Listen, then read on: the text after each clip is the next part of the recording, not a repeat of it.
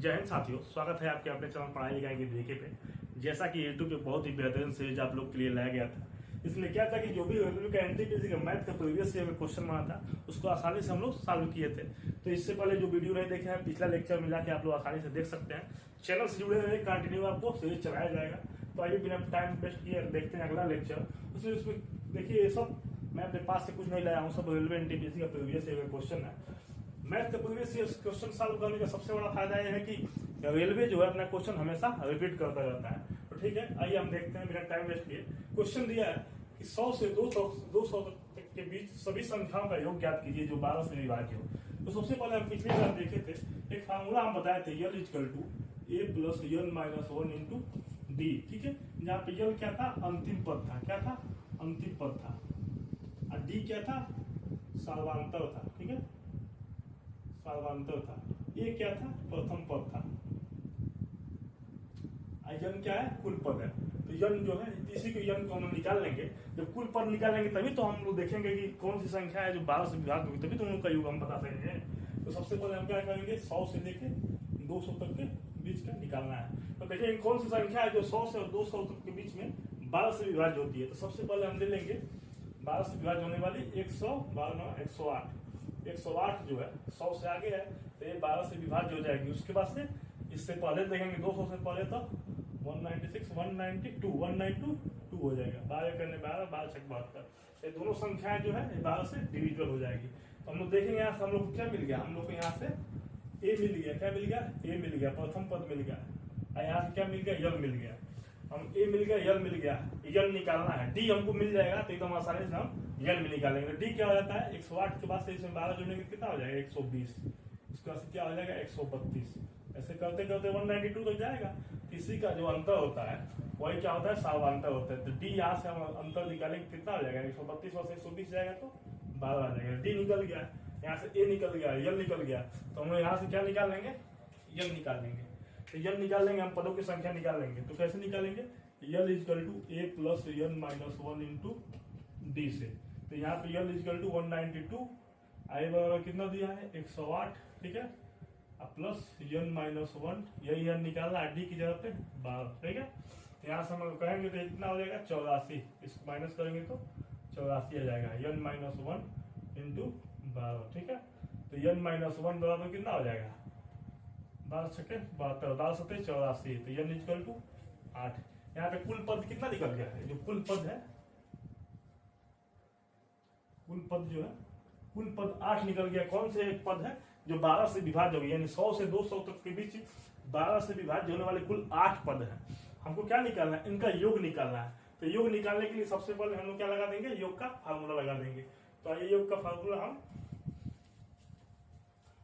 यहाँ पे लिख लेते हैं। ठीक है, चलिए योग का फार्मूला अगर यहाँ पे हम लिखेंगे, योग का फार्मूला होता है Sn equal to n by 2 कोष्ठ में a प्लस यल, यानी प्रथम पद इंटू प्लस लास्ट पद।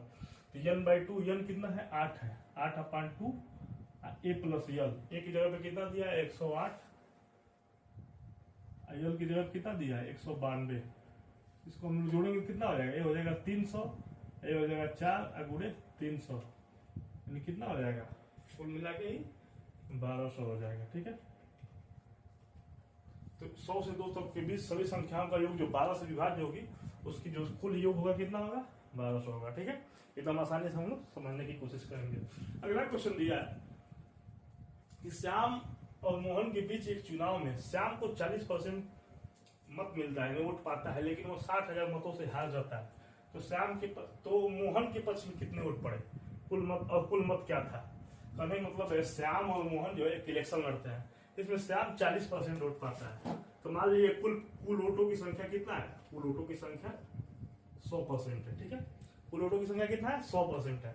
अब क्या है, श्याम कितना पाता है? 40%। ये कितना पाता है? श्याम 40%। तो 40% श्याम पाएगा, तो 60% कौन पाएगा?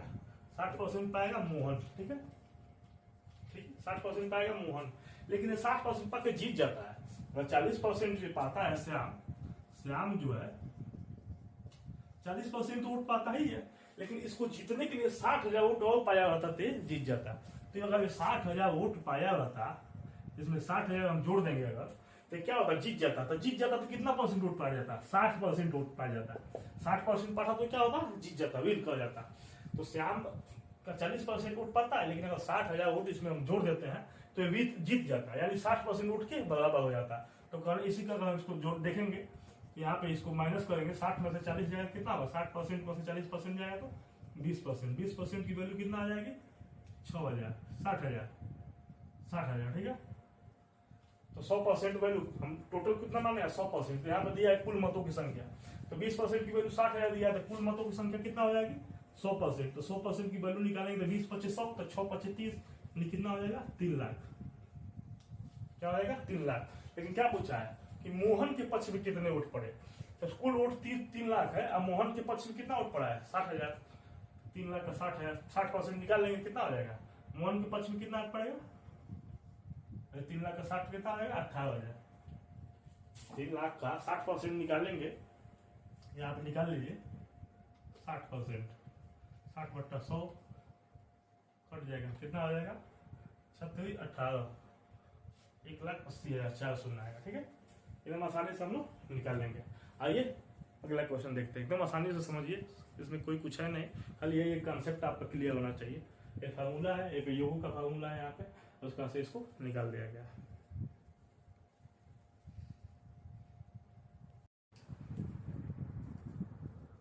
आइए देखते हैं, दिया है कि 8 मेजों का क्रय मूल्य 5 मेजों के विक्रय मूल्य के बराबर है, तो लाभ या हानि परसेंट ज्ञात कीजिए, क्या होगा, ठीक है। तो जब भी ऐसा क्वेश्चन आता है, तो जब भी जिसके बराबर दिया है, यानी 8 का सीपी, क्रय मूल्य क्या होगा, 8 का सीपी। 8 का सीपी क्या है, 5 के विक्रय मूल्य के बराबर, 5 की एसपी के बराबर है, ठीक है। तो हम लोग इसको आसानी से देख लेंगे। तो सीपी अपन एसपी कितना हो जाएगा, सीपी अपन एसपी कितना हो जाएगा, यहाँ पे 5 हो गया, यहाँ पे 8 हो गया।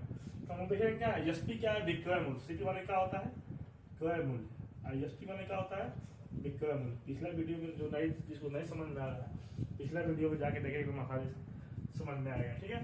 तो देखिए विक्रय मूल्य एसपी, क्रय मूल्य सीपी।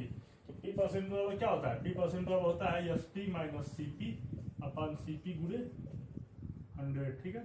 पी परसेंट होता है, इसे हम निकाल लेंगे।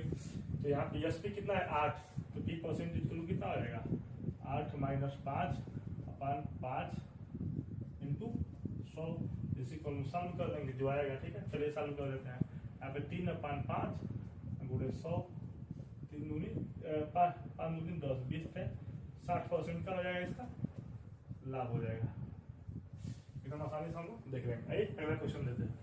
दिया है एक समबाहु त्रिभुज एबीसी की भुजा 28 सेंटीमीटर है, तो दूसरे समबाहु त्रिभुज पीक्यूआर की भुजा ज्ञात कीजिए जिसका क्षेत्रफल त्रिभुज एबीसी के क्षेत्रफल का 16 गुना है, ठीक है।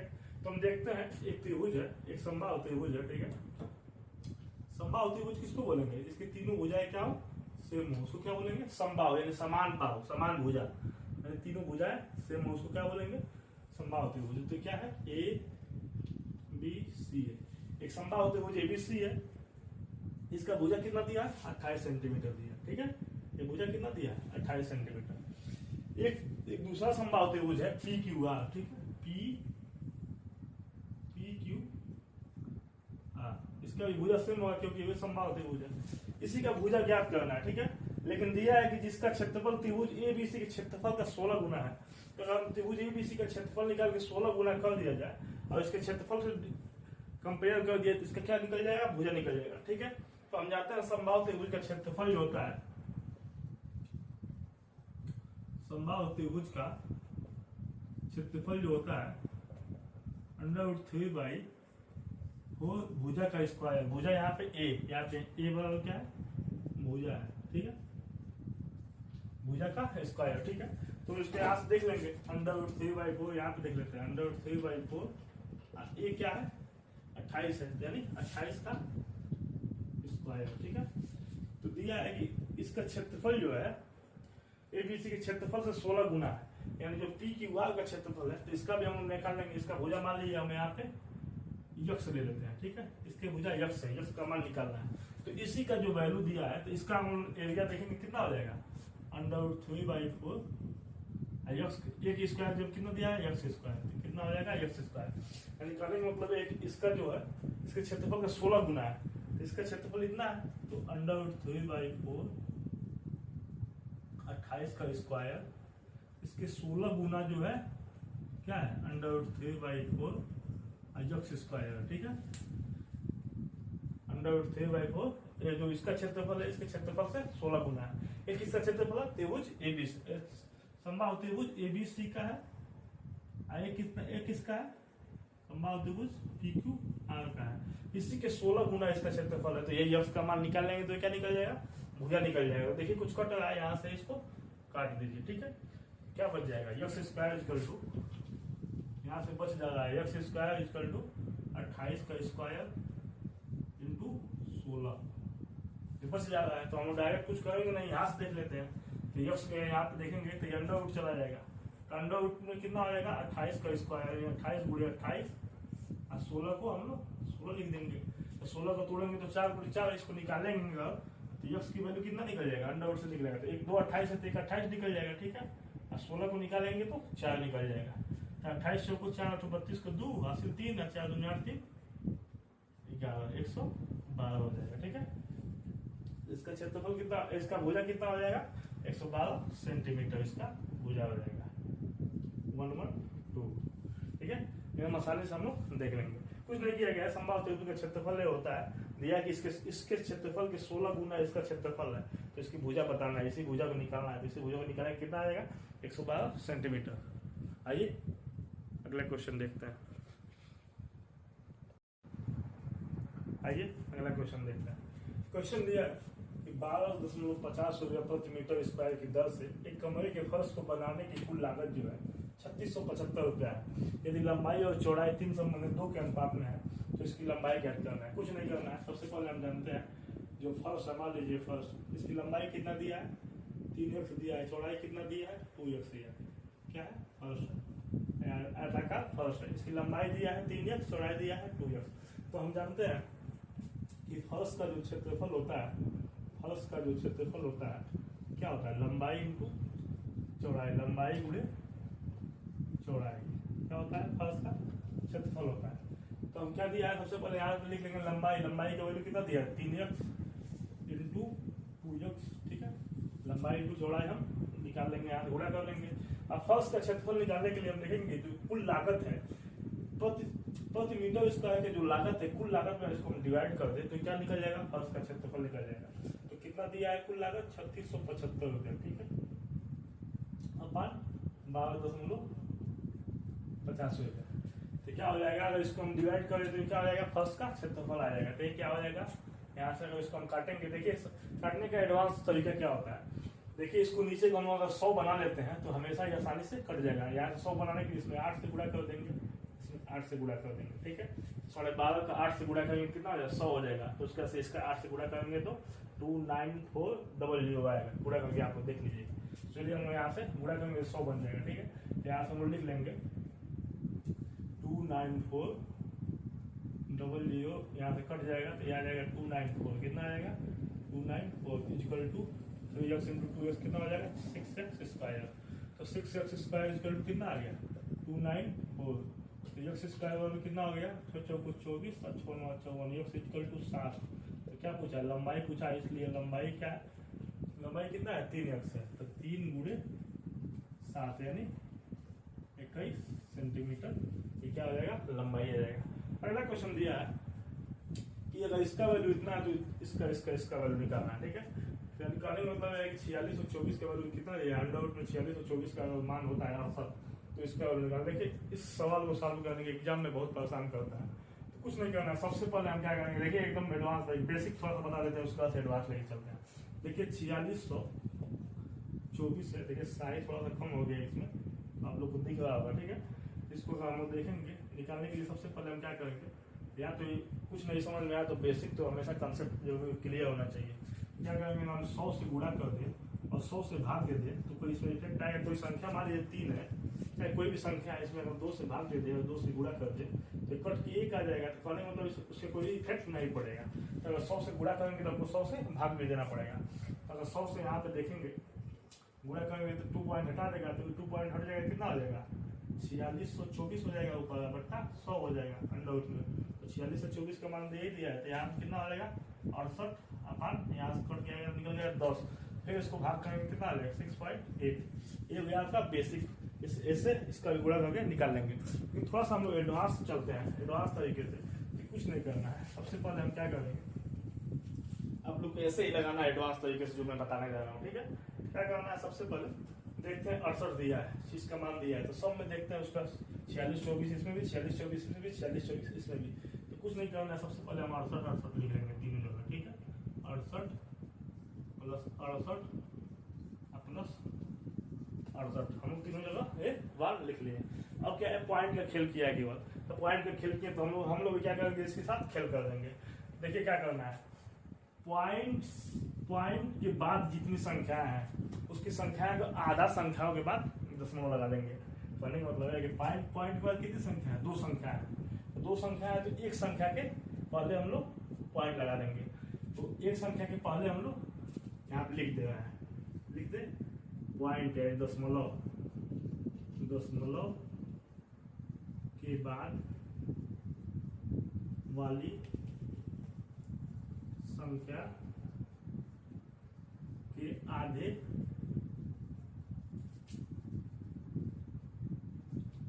संख्या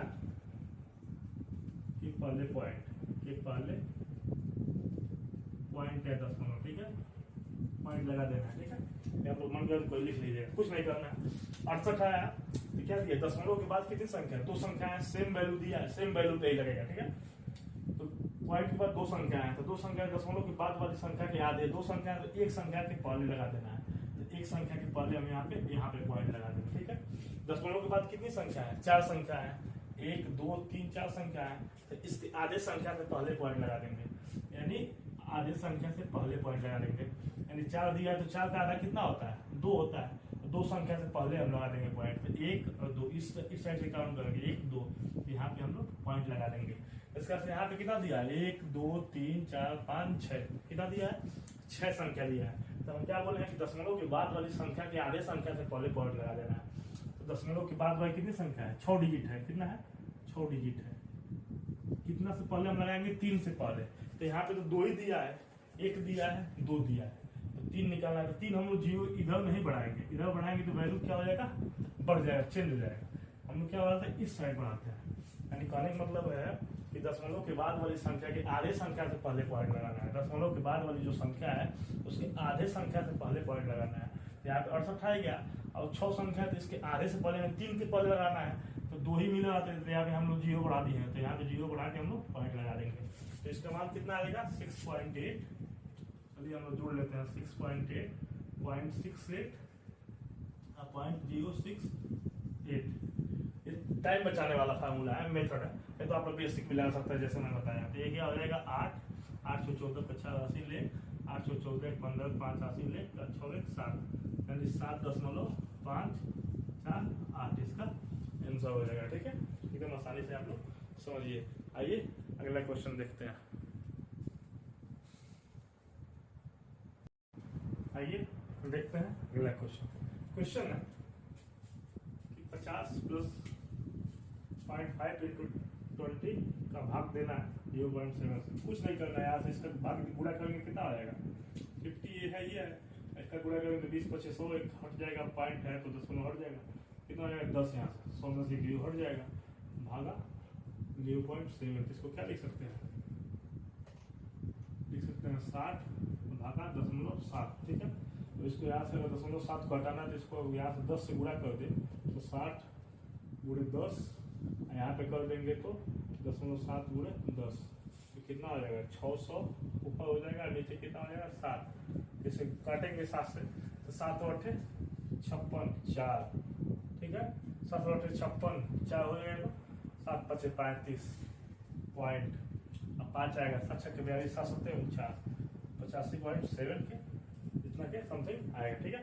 अगला क्वेश्चन दिया है, एक त्रिभुज का परिमाप 200 है, 200 सेंटीमीटर या 200 ही दिया है, ऐसा ही क्वेश्चन में लिखा है। एक त्रिभुज का परिमाप 200 है, 2 भुजा समान है और तीसरी भुजा जो है समान भुजा से 20 अधिक है, तो तीसरी भुजा की लंबाई ज्ञात करना है। कुछ नहीं करना है, त्रिभुज दिया है, ठीक है। हम जानते हैं कि त्रिभुज जो है इसका परिमाप, भुजा मान ली ए है, इसका परिमाप क्या होगा, तीनों भुजा सेम है तो क्या हो जाएगा, इसका परिमाप जो होता है भुजाओं का योग होता है, परिमाप बराबर क्या होता है भुजाओं का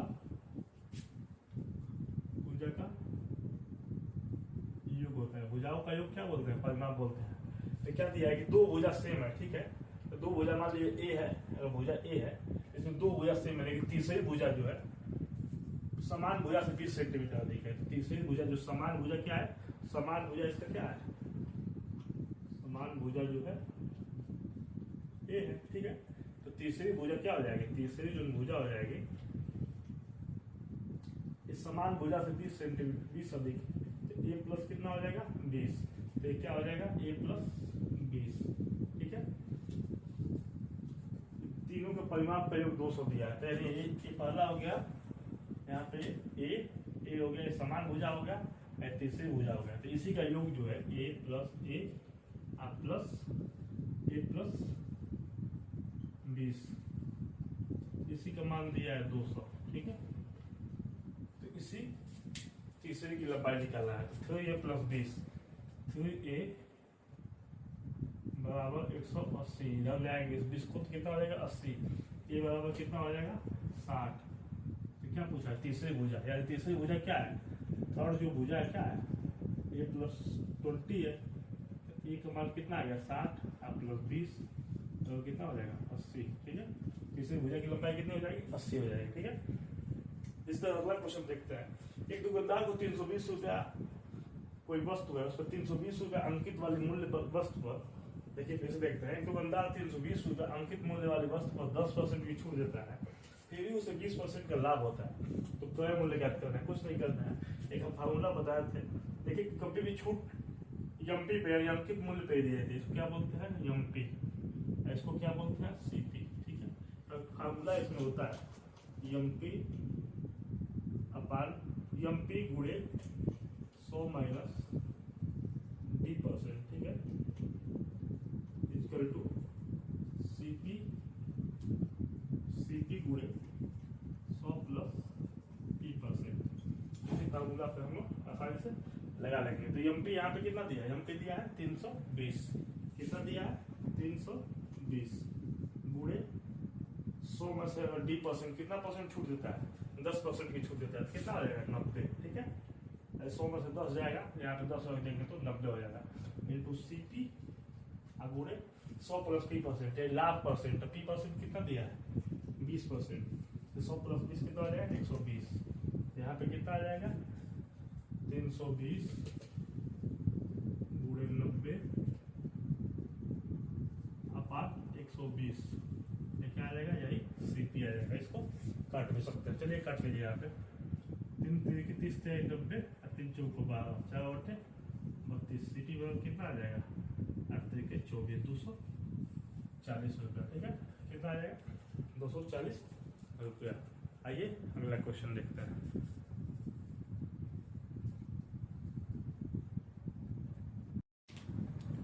आइए अगला क्वेश्चन देते हैं। दिया है कि 4 विभिन्न संख्याओं का लघुत्तम समापवर्तक क्या है 180 है, और उनके प्रत्येक युग्मों का महत्तम समापवर्तक 3 है, तो उन चारों संख्याओं का गुणनफल क्या होगा। देखिए क्या लाजवाब क्वेश्चन पूछा है। रेलवे एनटीपीसी में ऐसा भी क्वेश्चन आता है जो देख के बच्चे अक्सर छोड़ देते हैं, लेकिन क्या करना है, मैथ को उड़ा देना है, ठीक है। तो उड़ा देना है, तो आइए हम इसको उड़ाते हैं। तो क्या करेंगे, सबसे पहले दिया है कि एलसीएम है 180 है और महत्तम समापवर्तक कितना है 3, तो क्या करेंगे, हम संख्या मान लेंगे। पहले क्या हो जाएगा 3A 3B 3C और 3D, ये क्या हो जाएगी संख्या हो जाएगा। तो इसका हम लॉसल लेंगे, इन संख्याओं, इन चारों संख्याओं का जो लॉसल लेंगे, एलसीएम लेंगे, तो कितना हो जाएगा 3ABCD, ये क्या हो जाएगा लॉसल है। इसी का मान दिया है यहाँ पे 180, 3ABCD का मान दिया है 180, A B C और D बराबर क्या हो जाएगा 3 छक्के 18 60 हो जाएगा। अब क्या पूछा है, उन चारों संख्याओं का गुणनफल क्या होगा। तो गुणनफल हम देखेंगे, तो चारों संख्याएं क्या है 3 A B C D है, तो चारों संख्याओं का गुणनफल जो हो जाएगा यहाँ पे क्या हो जाएगा 3 गुणे 3 गुणे 3 गुणे 3, चारों संख्याओं का गुणे A B C D, ठीक है। चारों संख्या का गुणनफल इतना हो गया, ठीक है। अब क्या करेंगे, यहाँ पे इसका गुणा कर देंगे, 3 तरीके 90 27 तरीके 81, क्या हो जाएगा यहाँ पे 81 गुणे ABCD का मान कितना दिया है 60, तो गुणा करने कितना हो जाएगा 6 करने 6 और 6 8 48, 4860 इसका मान आ जाएगा। गुणनफल कितना हो जाएगा 4860, एकदम आसानी से हम लोग देख लेंगे। ऐसे क्वेश्चन को छोड़ना नहीं, जब भी आए तो हम क्या करेंगे, सबसे पहले क्या करेंगे, संख्या मान लेंगे, मौसम वाली संख्या, उसके बाद से उसी का मान दिया है एबीसीडी का मान निकाल लेंगे, संख्या को गुणनफल करके गुणा करके उसको आसानी से हम लोग निकाल लेंगे। अगला क्वेश्चन दिया है, देखिए ये भी क्वेश्चन अपने आप में लाजवाब है। देखिए ऐसा क्वेश्चन दिया है कि बहुत से बच्चे जिसका मैथ थोड़ा सा वीक है और वो प्रैक्टिस नहीं करेंगे तो अक्सर क्वेश्चन ऐसा क्वेश्चन को छोड़ के आएंगे, लेकिन तो छोड़ना नहीं है। देखिए क्या दिया है, 3 में 45 माइनस 1 और 3 में 35 माइनस 1 का मौसा ज्ञात करना है। जब भी मौसा ऐसे संख्याओं का पूछ दे तो क्या करना है, सबसे पहले हम देखेंगे जो पावर है, जो इसका देखिए बेस क्या है, इसका सेम है, 3 है, यहाँ पे भी 3 है, तो क्या है बेस क्या है इसका सेम है। जब बेस सेम होता है तो क्या करेंगे, जो भी संख्या है 3 पे 45 और 3 पे 35, ठीक है, इसका हम लोग क्या करेंगे, मौसम निकाल लेंगे, काम निकालेंगे का मौसम निकालेंगे। कहने का मतलब क्या है कि जो घात है, जो इसमें मतलब ऊपर का जो घात है, इससे हम इसको क्या करेंगे, मौसम निकालेंगे। तो 35 और 45 का मौसम निकालेंगे, कितना हो जाएगा 5 हो जाएगा। कितना हो जाएगा 35 और 45 का मौसम कितना हो जाएगा, 7 पचे 35 और 9 पचे 45, इन सबसे बड़ी संख्या क्या है 5, तो HCF कितना हो जाएगा इसका 5। तो इनका मौसम कितना हो जाएगा, यहाँ पे 3 और पावर का मौसम निकालने कितना हो गया 3 पे 5, उसके बाद क्या करेंगे, इसी में से -1 कर देंगे। तो 3 3 29 27, 8 3 243, 243 में से कितना हो जाएगा 243 -1 कितना हो जाएगा 242, इसका आंसर आ जाएगा। कहने का मतलब है कि जब भी ऐसी संख्या दे क्या करना है, हम लोग को सबसे पहले जो पावर दिया उसका मौसम निकाल लेंगे और उसे संख्या उसको लगा देंगे। तो 3 पे 5 इसका अगर मौसम आया तो 3 पे 5 -1 कर देंगे, ठीक है, एकदम आसानी से हम लोग निकाल लेंगे। अगला क्वेश्चन दिया है कि K090 को 11 से अगर विभाजित होने के लिए K का न्यूनतम मान क्या होगा। तो हम भी जानते हैं 11 का डिविजिबिलिटी रूल कहता है कि जो ये संख्या है, एक एक संख्या को अगर छोड़ दे, माइनस कर दे, एक एक संख्या को जैसे दाएं से या दाएं से चलिए मान लीजिए इधर से देख लें, दाएं से एक एक संख्या के गैप में और बाएं से एक एक संख्या के गैप में जो संख्या उसको अगर माइनस करते हैं तो अगर मान 0 आता है, जैसे मान लीजिए ABCD समझाने के लिए, ठीक है, तो A + C, ठीक है, और B + D का डिफरेंस जो है या तो 0 आना चाहिए या तो 11 आना चाहिए। तो क्या होगा 11 से डिविजिबल हो जाएगा। तो सबसे पहले हम देखेंगे A + C, तो A + C का क्या यहाँ पे है K0 से आगे हम लिख लेते हैं, ठीक है, तो A + C यानी K + 1 माइनस, ठीक है, 0 + 9, ठीक है। तो कौन सा ऐसा संख्या है कि यहाँ पे क्या है, यहाँ पे या तो 0 बना दे या तो 11 से कटने वाली कोई संख्या बना दे। तो यहाँ पे K का मान अगर हम यहाँ पे 9 है तो 9 यहाँ पे भी चाहिए तो बन जाएगा। तो K की जगह हम यहाँ पे 8 रख दें, तो यहाँ पे 8 रख दें कितना हो जाएगा, K की जगह पे K + 1 है, K + 1 नहीं कुछ में है, इसमें 0 + 9, तो K का मान हम यहाँ पे 8 रख दें तो 8 1 9 हो जाएगा। K का मान 8 यहाँ पे 8 1 9 माइनस 0 + 9, तो 9 में से 9 जाएगा कितना हो जाएगा 0 हो जाएगा, यानी ये 11 से डिविजिबल हो जाएगा। तो क्या पूछा, न्यूनतम मान पूछा है, अधिकतम मान पूछता, और अधिकतम मान के लिए हम क्या करते हैं कि अधिकतम मान लेते हैं, लेकिन न्यूनतम मान पूछा है तो न्यूनतम मान के लिए हम यहाँ पे क्या करेंगे 8 ले लेंगे, तो यहाँ पे कट के 0 हो जाएगा। तो ये रहा NTPC का क्वेश्चन। आशा विश्वास है कि आप लोग को समझ में आ रहा होगा। जो बच्चे पहली बार इस वीडियो पे आए हैं पीछे का लेक्चर जाके देखें, अच्छा कंटेंट आप लोग को इस चैनल पे मिलता रहेगा, ठीक है। कोशिश जारी है और थोड़ा सा हैंड राइटिंग की थोड़ी सी दिक्कत है, लेकिन विश्वास है कि आप लोग को देख के हैंड राइटिंग पे नहीं, जो पढ़ने वाले लड़के हैं फोकस कंसेप्ट पे करते हैं, हैंड राइटिंग की बात छोड़िए। और चलिए मिलते हैं अगले वीडियो में, तब तक के लिए जय हिंद।